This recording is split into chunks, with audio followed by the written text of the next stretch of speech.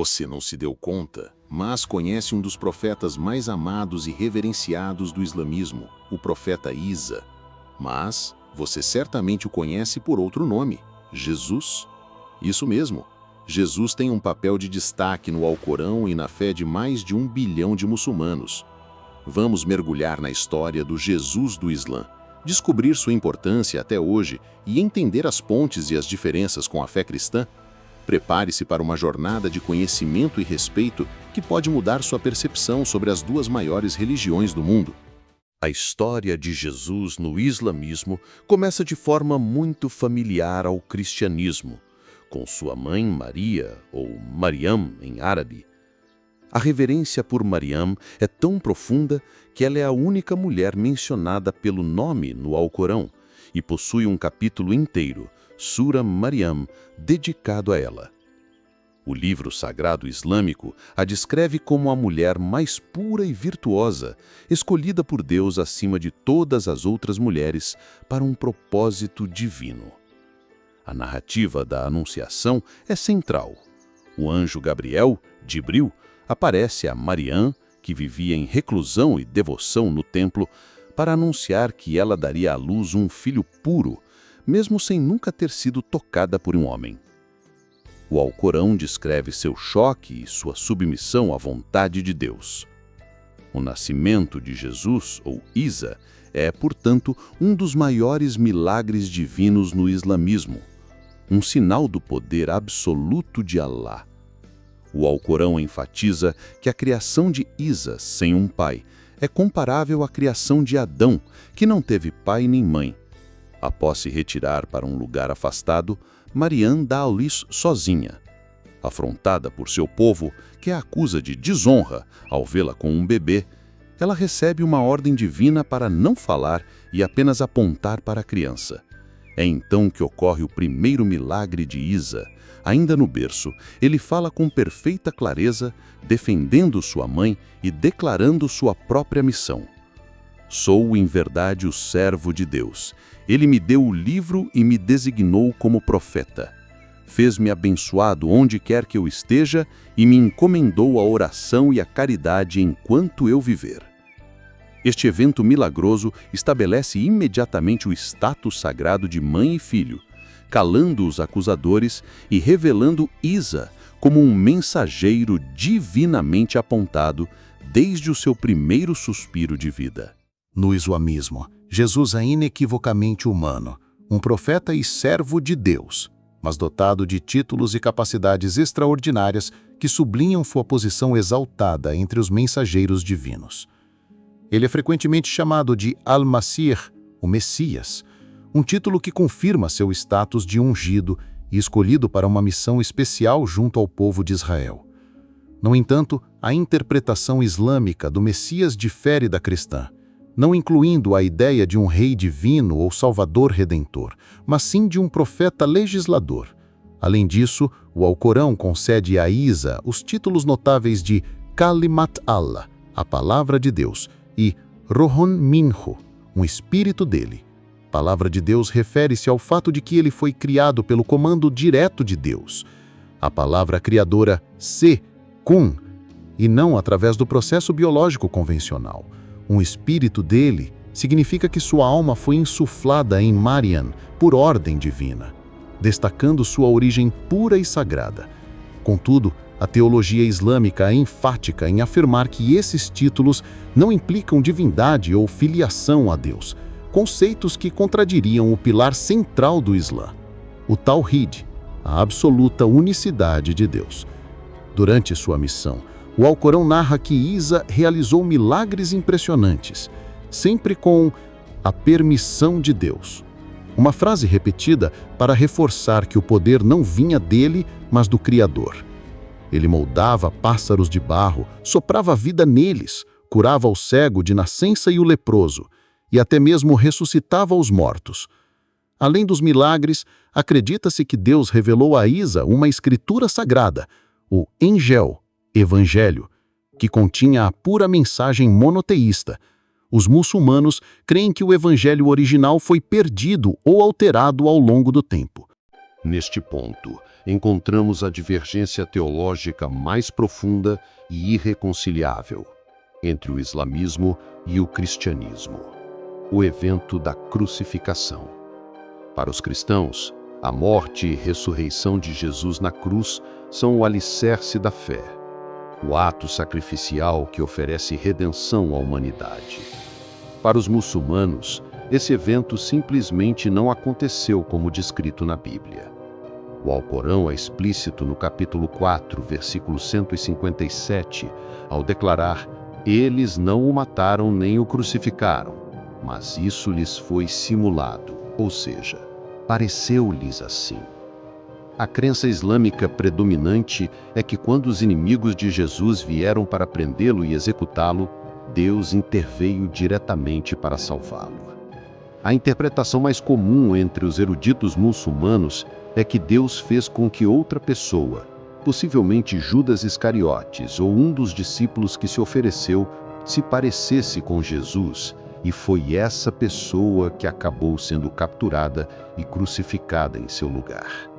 Enquanto isso acontecia, Deus elevou Jesus, Isa, em corpo e alma diretamente aos céus. A lógica teológica por trás dessa crença é multifacetada.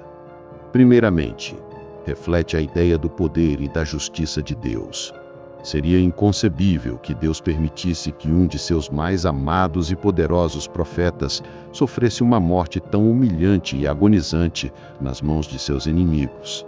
A vitória, no final, deve ser do mensageiro de Deus. Em segundo lugar, nega a necessidade de um sacrifício de sangue para a expiação dos pecados. Um conceito central no cristianismo, mas estranho à teologia islâmica, que prega o perdão através do arrependimento direto a Deus, sem intermediários. Portanto, no islamismo, a história de Jesus na Terra não termina com uma tragédia na cruz, mas com uma intervenção divina milagrosa. Se a crucificação é o ponto de maior divergência, a crença na segunda vinda de Jesus é um dos mais fascinantes pontos de convergência escatológica.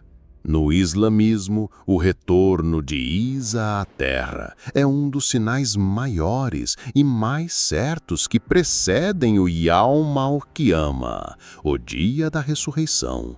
As tradições proféticas islâmicas oferecem detalhes vívidos sobre este evento futuro.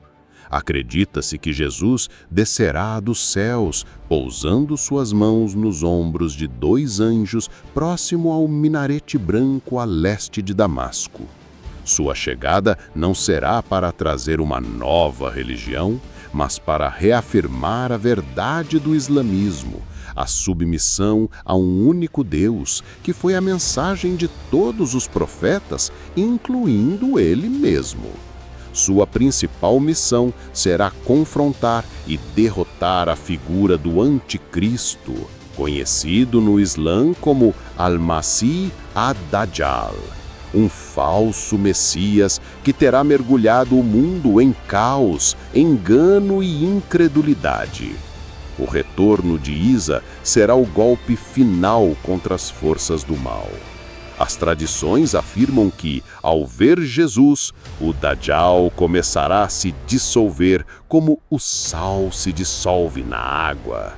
Após derrotar o Dajjal, Isa corrigirá as falsas doutrinas que foram atribuídas a ele ao longo dos séculos. Uma de suas ações simbólicas será quebrar a cruz, significando o fim da adoração da cruz e da crença em sua crucificação.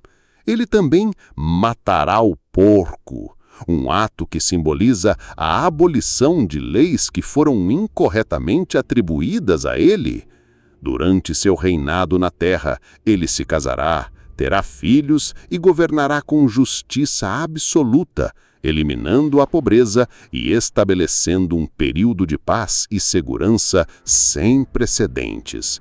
Todos os povos se unirão sob a bandeira do monoteísmo. Finalmente, após viver por um período determinado, Isa morrerá de morte natural e será sepultado em Medina, aguardando com o resto da humanidade o juízo final.